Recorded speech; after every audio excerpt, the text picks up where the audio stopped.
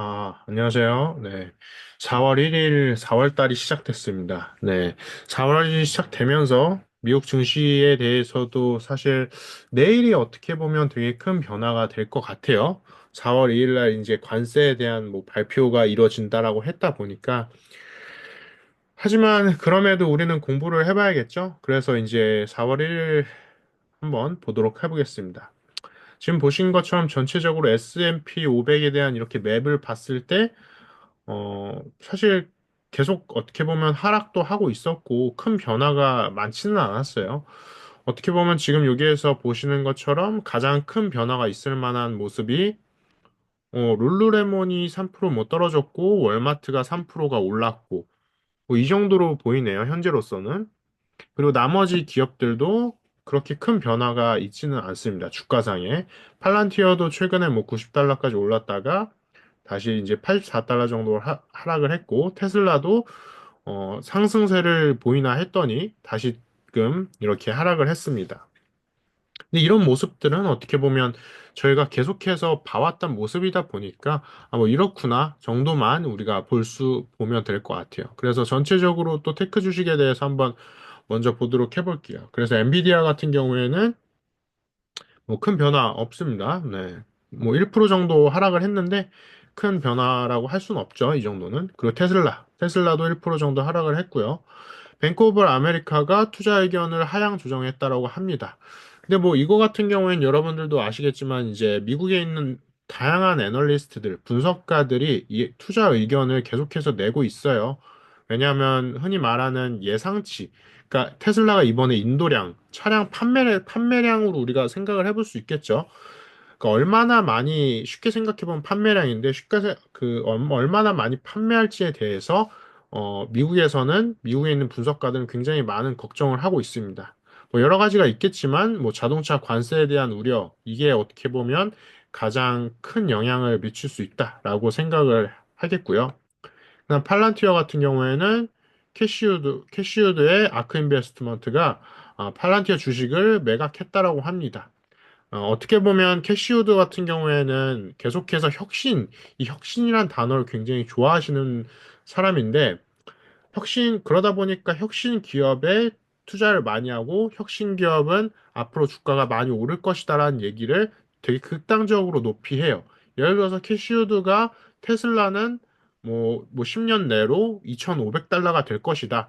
또는 5년 내외로 2,500달러가 될 것이다. 뭐 그런 얘기들을 굉장히 많이 하는데, 그런 것처럼 이 캐시우드가 얘기하는 것들은 특히나 테크 주식에 좀 더 영향을 많이 미치고 있고, 그리고 테크 주식에서도 좀 극단적인 얘기들을 많이 한다라고 볼 수 있습니다. 네, 그럼에도 팔란티어는 아직은 펀더멘탈에 큰 변화가 없었다라고 볼 수 있겠고요. 네, 아이온큐도 최근에 또 재밌는 이슈가 있었는데 그것도 있다. 지금 한번 봐볼까요? 지금 한번 봐보면 제가 여기 정리를 해놨는데 아이온큐가 또 이제 해외에서 분석을 해놓은 걸 보니까 주가가 1000% 오를 거다라는 얘기를 한 분이 계세요. 그래서 그걸 분석을 한번 해보니까 뭐 이렇게 해놨어요. 변화는 마치 조용한 뇌우처럼 다가온다. 그리고 어느 날 아침 우리는 완전히 다른 세계에서 눈을 뜬다. 그러니까 이게 마치 미국 주식과도 비슷할 거예요. 특히나 진짜 조용하게 다가온 걸 생각을 해보면 팔란티어가 생각이 날 것 같아요.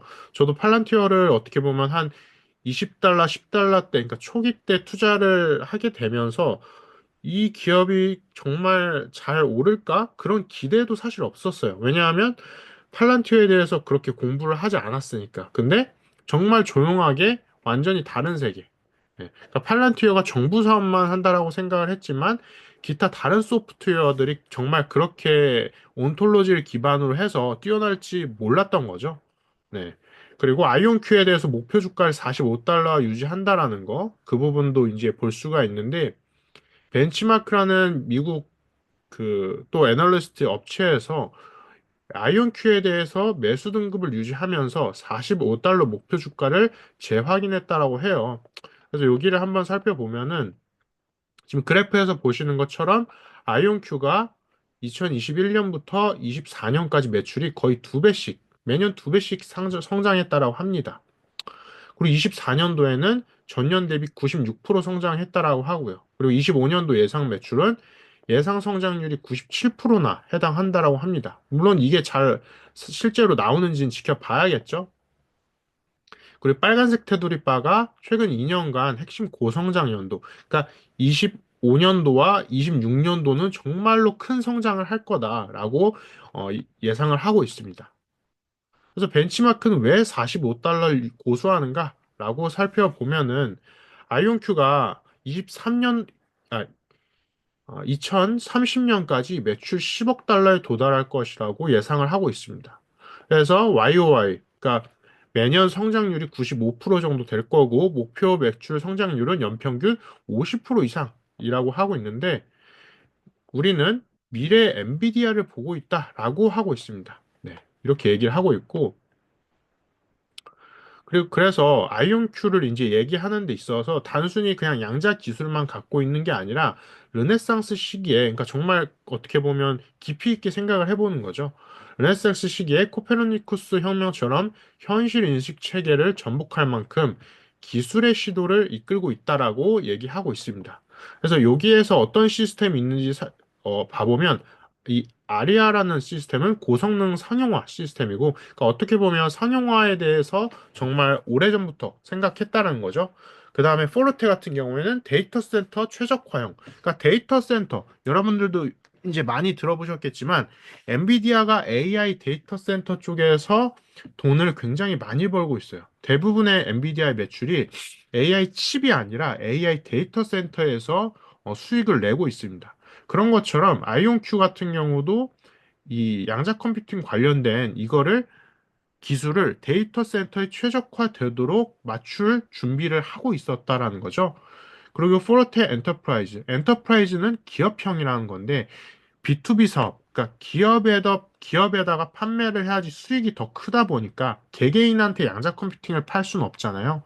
그러다 보니까 양자 컴퓨팅을 기술을 필요로 하는 이 기업들, 그 기업들한테 판매를 하는 거죠. 그리고 템포라는 기술이 예정되어 있는데 범용 상업화 목표 차세대 시스템이라고 합니다.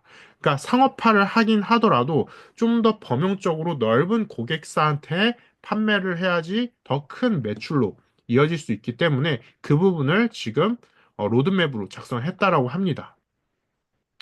그래서 그걸 위해서 ID 퀀티크라고 읽을 수 있겠네요. 이걸 인수하고 국방 계약까지 5,450만 달러. 예.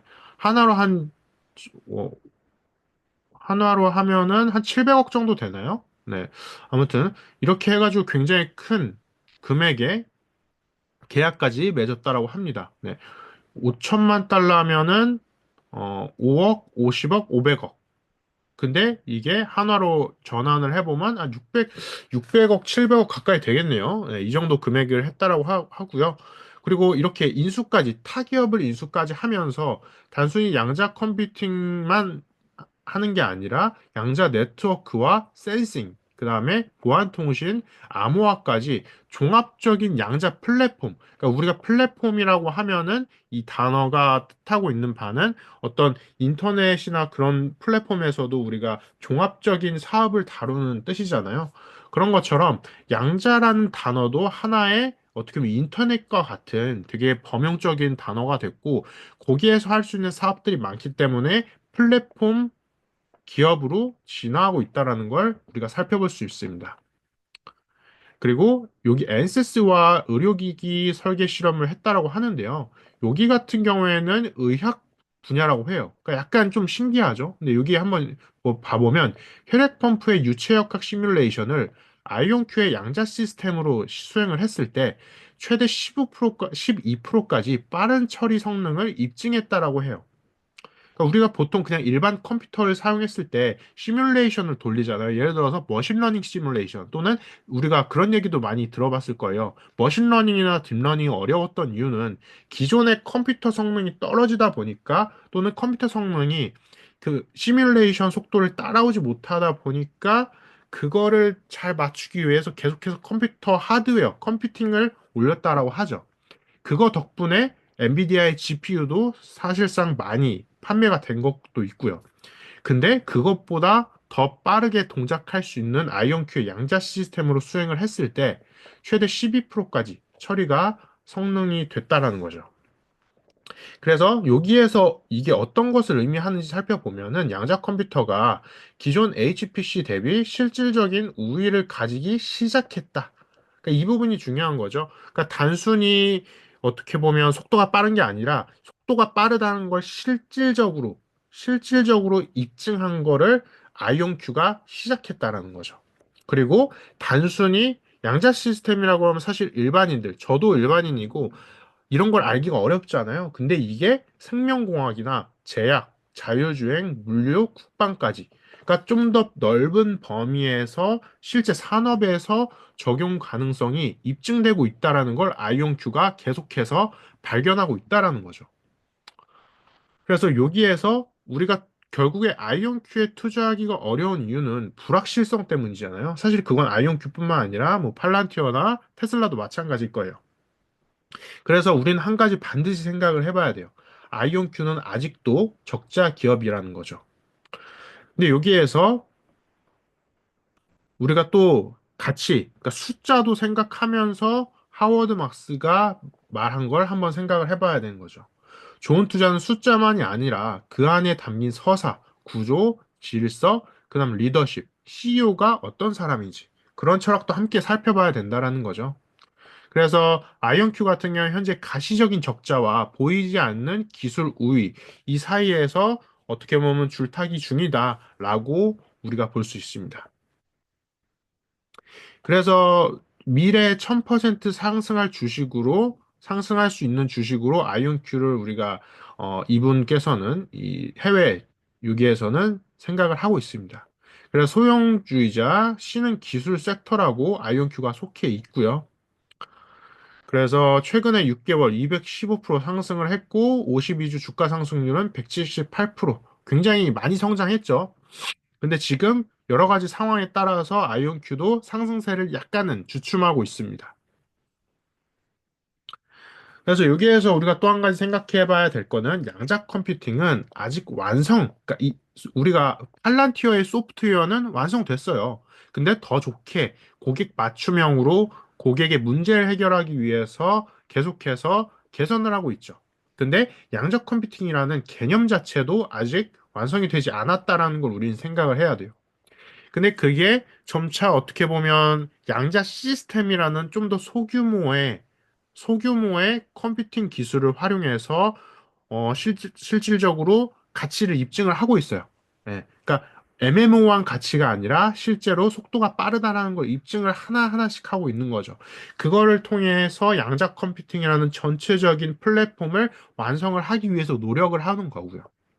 그래서 그걸 통해서 벤치마크에서는 45달러라는 목표 주가를 세웠다고 합니다. 그래서 마지막으로 이제 말씀드리고 싶은 게 피터 린치가 말했듯이 당신 인생에 단 몇 개의 훌륭한 종목이면 충분하다. 예. 그러니까 피터 린치가 얘기하는 거는 우리가 예를 들어서 10개의 주식을 샀다라고 기업의 주식을 투자를 했다라고 해보면 그 중에 하나만 잘 성공해도 괜찮다라는 얘기를 하는 거죠. 사실 그것도 되게 어려워요. 엔비디아와 팔란티어가 최근에 24년도에 굉장히 큰 상승을 했었죠. 근데 그것도 어떻게 보면 굉장히 되게 기적적인 일일 수 있는 거예요. 근데 아이온큐가 과연 그 차세대 팔란티어나 아이온큐가 될 수 있을지 계속해서 한번 살펴보도록 하겠습니다. 그리고 나머지 주가에 대해서도 조금 보도록 해보면, 뭐, 구글 알파벳 같은 경우도 특별한 뉴스 없었고, 아마존은 아무래도 아마존 같은 경우가 되게 어떻게 보면 안정적이면서도 약간 애매모호해요. 왜냐하면, 아마존은 어쨌든, 이 아마존 웹사이트에서 물건을 판매하잖아요. 예, 온라인에서 물건을 판매하잖아요. 쿠팡처럼. 근데 최근에 소비 지출이 계속해서 둔화되고 있죠. 사람들이 돈을 안 쓰고 있어요. 저도 마찬가지예요. 그러다 보니까 온라인 쇼핑도 자연스럽게 감소되고 있죠. 예, 사람들이 예를 들어서 패딩이나 옷 같은 거 사람들이 많이 안 사잖아요. 예, 책 구매율도 대한민국도 계속 떨어지고 있잖아요. 그건 해외도 마찬가지예요. 그러면서 아마존의 전체적인 수익에 이 어떻게 보면 포션도 줄어드는 거죠. 예, 그로 인해서 아마존도 차세대 수익에 대해서 고민을 많이 하고 있다라고 해요. 예를 들어서 그 아마존 같은 경우도 어떤 드론 시스템을 통해서 배송을 좀 더 혁신적으로 하는 부분을 고민을 하고 있다라고 하는데요. 과연 그런 기술적인 요소들이 아마존의 수익을 올려줄 수 있을지는 함께 또 계속해서 살펴보도록 하겠습니다. 애플 같은 경우에는 1% 정도 올랐는데, 뭐, 애플도 큰 변화 없습니다, 아직은. 근데 신제품 출시에 대한 이 기대감, 예, 이 부분에 대해서 생각을 해봐야 되겠고, 애플 같은 경우가 정말 어떻게 보면 신기한 회사인 게, 어, 현금 흐름이 굉장히 좋아요. 그러니까 현금이 다른 회사보다 현금 보유량이 굉장히 높다라고 해요. 그러다 보니까 애플 같은 경우는 정말 흔들리지 않는 탄탄함이 있다라는 거죠. 그러다 보니까 이 애플의 안정성이 언제까지 유지될 수 있을지 함께 계속해서 살펴보도록 하시죠. 그다음 브로드컴이 요즘 상태가 좀 많이 안 좋습니다. 또 하락을 계속, 그러니까 브로드컴이 야금야금 계속해서 하락을 하고 있어요. 그러다 보니까 브로드컴이 신규 계약도 요즘에 많이 있지 않고, 그리고 반도체 산업 자체도 조금 어려워지고 있고, 공급망 이슈까지 연달아 어떻게 보면 마주하게 되면서 브로드컴도 조금 어려워지고 있는데, 브로드컴도 차세대 엔비디아 얘기를 굉장히 많이 들었었죠. 24년도 후반부에. 네, 브로드컴도 이제 과연 앞으로 어떻게 지속해 나갈지, 새로운 사업들이 어떻게 보면 진행될지에 대해서 계속해서 살펴보도록 하겠습니다. 그래서 관세를 기준으로 해서 전체적으로 어떻게 보면 이렇게 변동성이 굉장히 심해지고 있죠. 근데 다행인지는 모르겠는데, 단기적인 주가 변동 자체는 그렇게 또 많이 있진 않아요. 그러다 보니까 여러분들도 저처럼 이렇게 거시적인 부분으로서 펀더멘탈이 현재 어떻게 진행되고 있는지, 그 다음에 미국에서 나오고 있는 애널리스트들, 분석가들의 의견은, 그 다음에 그 이유는 어떤 것이 있는지, 신규 계약건들은 어떤 것들이 있는지를 함께 이렇게 살펴보시면 좋을 것 같습니다. 네, 마지막으로 이렇게 주요 증시 현황을 보면서 마무리 짓도록 해보겠습니다. 주요 증시 현황을 봐보면 다우 산업이 이렇게 1% 정도 올랐고 나스닥 종합이 0.1% 하락했습니다. S&P 500은 0.5% 이렇게 올랐고요. S&P 500을 좀 더 보도록 해볼게요. 최근에 이렇게 일별 시세를 보도록 해보면 S&P 500도 한 3월 18일 기준으로 해보면 사실 그대로 다시 돌아왔어요. 예, 한 달 전 기준, 3개월 전 기준으로 봐보면 굉장히 많이 하락을 했죠. 6,100까지 올라갔다가 5,400까지 떨어진 적이 있었네요. 이렇게.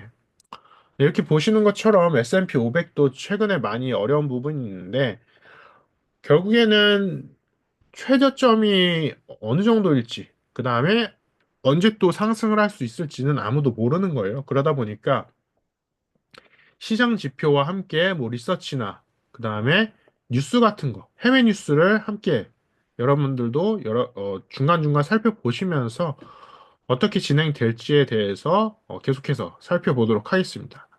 4월 2일, 내일이 어떻게 보면 굉장히 중요한 날이 될 거예요. 그러다 보니까 오늘은 이렇게 마무리 해보도록 하겠고요. 내일 또 함께 같이 공부해 보도록 하겠습니다. 감사합니다.